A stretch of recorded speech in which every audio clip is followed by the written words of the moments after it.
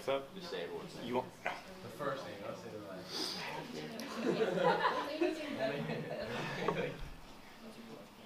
You ready when you? I'm ready when you are. So we're too old for this, so we're going to talk about performance. My name is Robert Sharkey. We have Becca, we have Velton, we have Carly, and I'm George. How you doing? Thank you, George. So like I said, we're going to talk about performance, and we've got about 15 seconds to kill, so I'm just going to wait for this one to transition. The first thing about performance is you want to lay a foundation. There's a very popular Bible quote that a lot of you might know. The man who laid a foundation on the rock, the rain came, and his house did not run away. Then there's the man who laid his house on the sand. Thank you, Matthew. So he laid his house in the sand, the rain came, and it washed away. The first thing you want to know when you're laying a foundation is you want to know your audience, you know what you want to say, because what you want to say is not always what they want to hear. You want to make sure that what's relevant to them is what you're speaking about, so it's important that you tailor your speaking to their audience. First thing you want to do about your products is know your product. It's very important that you educate yourself. Education is super important. If you don't know your product, you're not going to know what you're speaking about. You're going to sound like an idiot. Or service, obviously. If you're financial services, you got to know where your value is. And that brings us to our next slide. Understand your value. Jim Rohn is a super popular motivational speaker. He always says, we bring value to the workplace. We gain value, we get paid based on the value we bring to the workplace. Super important to know your value then, so you can communicate to your customers and your employees what your value is, what you're bringing. So you want to set expectations for yourself. The best way to do this is to take good notes. You want to communicate that well to other people, and you want to know your metrics. So there's several things here. Taking good notes is only good if you know what you're taking notes on. You want to communicate if you know what you're talking about, and you want to take metrics on things that are important to you. Focused efforts is a super important thing here too. You want to make sure you vary your business interests. But profit's usually the general important thing. Then beyond that, it's customer satisfaction and employee satisfaction and minimizing overhead. A lot of times people spend way too much money spending things they shouldn't spend money on. Context is super important. How many times have you done a job and said to yourself, why am I doing this? Then again, if your employer said to you, I want you to take track of why you're selling this stuff or how much you're selling because X, Y, and Z, it doesn't seem as big a deal. And then again, make it mutual. So you want to communicate to your employees what you're doing here. You want to make it something that's not just for you, it's for them too. It's something that you're both setting a goal towards. It's a culture of success for the entire company. Written goals and metrics, I kind of spoke on this before, but you want to have meetings, you want to schedule meetings, show metrics, open communication, and establish that why that we were talking about before. You don't want to have excess meetings, obviously, because it's a waste of time, but you really want to make sure that everyone understands what you're doing and you're doing it together. And deliver on promises. When we're delivering on promises is the smallest thing, so it can be big and small to customers and employees, but really what we're saying here is for foundations, even the smallest promises make a big impact because it sets the culture for the employees. And then educate your employees. It could be formal education, you could sponsor them to go to college, or it could be informal education. You could say, we're going to have this meeting on sexual harassment, but it is for the purpose of bettering your employees and making them more than they already are. And then you want to evaluate your social media presence. You want to make sure you're saying what you want to say and as often as you can. Social media is basically a free form of advertisement, so you want to make sure that you're using it the proper way that you could.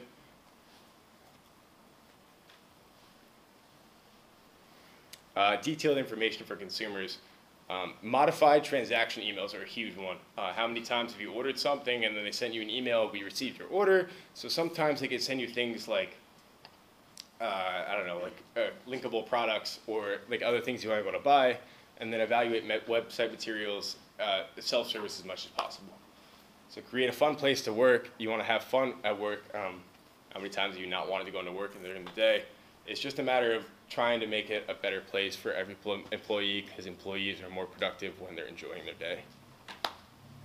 And streamlining processes. So now we're doing things like self-management, so autonomous employees. Autonomous employees work a lot quicker than people who have to respond to somebody. Seek employee consumer input. So the most input you're going to get, or the most knowledge you're going to get on a certain topic is someone who deals with it every day. regain excess capital and time. It's all stuff that you already lost. And you want to focus on solving real-world problems because real-world problems are the quickest results that you're going to see.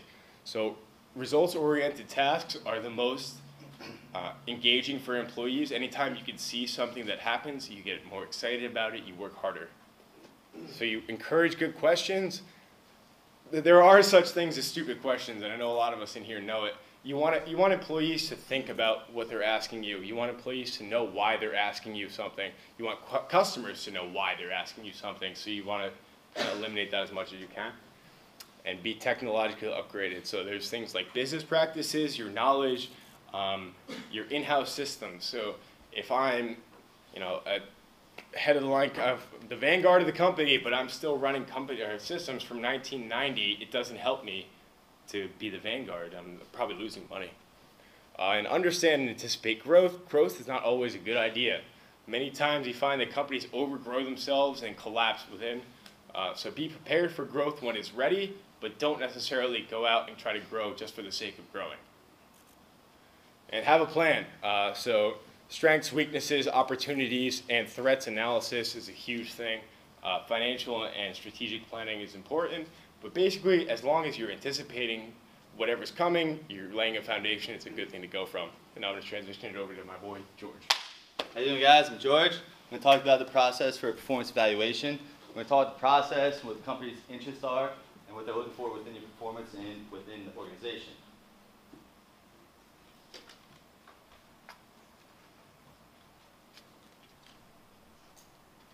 So usually most companies do their evaluations at the end of their year, so in December, where they could look at your performance throughout the whole year, and they're looking for your employee competencies, meaning like your skills, your knowledge, your abilities, and whether they've gone up or down, how you feel towards the company as a whole.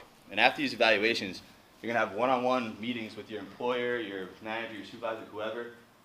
Both of you are going to listen to your ideas. You're going to listen to how the employee's performing, whether it's working or not. If you come up with ideas that help, that's what you're looking for. You're here to listen to each other. Now this also gives you a clear understanding of goals. This allows you to understand whether both employee and manager are understanding both goals for the person and the organization. You want to make sure that both you're accomplishing goals for yourself along with the organization goals as well. Personal development is big at this part too. This also provides legal, ethical, and visible evidence that the employee is working towards accomplishing organizational goals.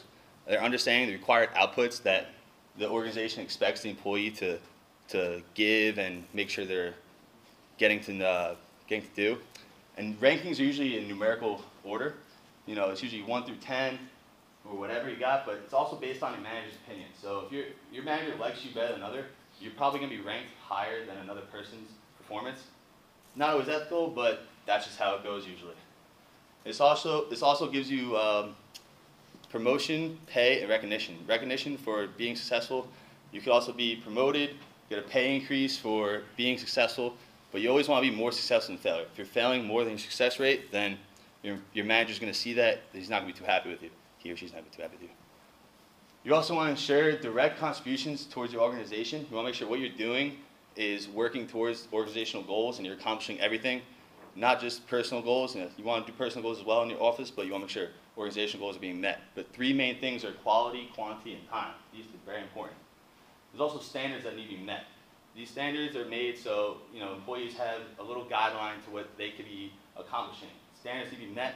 If standards aren't met, that's not good. But there's a performance plan that's made, which it's documentation that measures your standards and how well you're meeting them. Without this framework, this evaluation may fail. And you don't want it to fail because then you won't even know what your performance is doing, how well it's working, and whatnot. But time and persistence is what's going to keep this a success. Without time and persistence, it will fail. Now, after you meet with your manager, employer, whoever, you're going to make a 6-month plan. Pretty much a goal within 6 months to reach that will also allow you to reach your 12-month plan goal. There's also a checkpoint meeting that during your checkpoint meeting is between the original assessment and at the end of the 6-month goal, but you're going to make sure that everything's going well. Your performance is rated on a scale from 1 to 5. 1 being poor, 5 being excellent. Ratings matter. Ratings matter a lot. If you have poor ratings, your employer is going to realize that. They're not going to be happy with your performance. They may result in firing you. And notices are always given for these performance evaluations. They're not just dropped on your desk.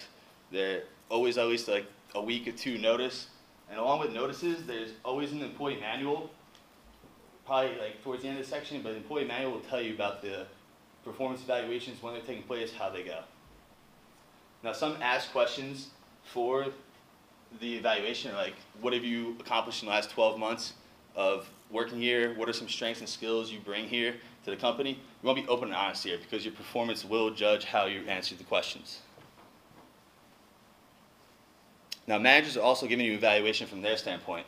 They usually start with an overview about what you do in the office, then they talk about your job title, then they talk about certain situations where you've been successful, where you've failed. They talk about certain situations where your performance is well enough and bad. So you want to make sure they're talking about all the good stuff. Then you have the time to review what the managers have evaluated on you to make sure that what they're saying is true, that they're accurate and up to date and everything. And then both parties sign off on this, finalizing the document. Once you finalize the document, then what is on that document is true and being said. And not only your managers, but colleague feedbacks. Colleague feedback is just as important. You want to make sure your colleagues are happy along with your managers. Everyone's happy, everyone's working great, everything's moving smoothly.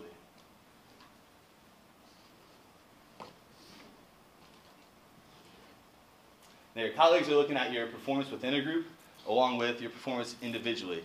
They want to see how you work within our group along with the tasks that you have to accomplish in order to make sure that the group accomplishes the goal they want to get to. If you're not working good as an individual, you're not going to be working good within a group. Now, the more feedback, the better. You want to get as much feedback as possible. With all the feedback, you're going to be able to see from every aspect how it's working, what's not working, what you can improve in, what you can't improve in. Like, more feedback, the better.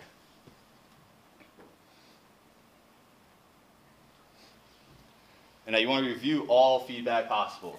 You want to see what you're doing right, you want to see what you're doing wrong, you want to see where you can improve, you want to see where your managers expect you to improve. And you're going to come up with strategies that you can implement to improve these performances. And now Becca's going to talk to you about beginning the appraisal process. Okay, so performance appraisals are planned formal feedback based on how an employee, how well they're performing their job or how bad they're doing. And they're forms because, you know, managers should be always giving feedback. And there's 4 reasons why we should implement performance appraisals. And the first one is positive performance. They promote and encourage positive performance and behavior. They're not meant to be like punishing people. They want to show them what they're doing well, what they're not doing well, how they can improve. And the second one is to clear up any job task confusion. So if they are not doing well in certain areas, it's just like, hey, you know, maybe you should do this a little better, maybe, or hey, you are doing this really well. And it's just really not just to like let people know how they're doing and stuff like that. And the third one is employee development. So again, is they can say, okay, you're not doing well in this, maybe you could do this a little better, and just really just take like someone who starts out in a certain area and make them the best employee that they can be, really.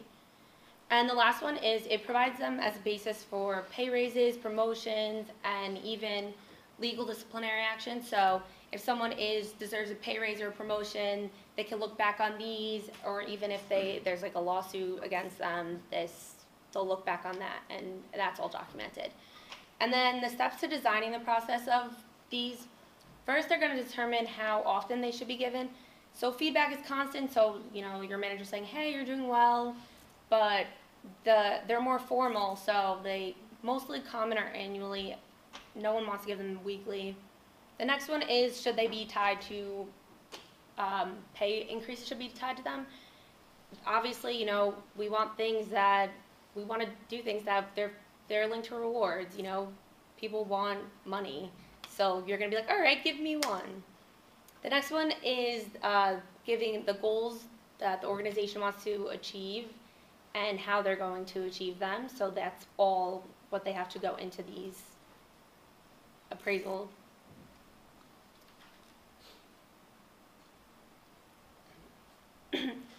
And then the actual development of the forms comes next, and they should be directly tied with the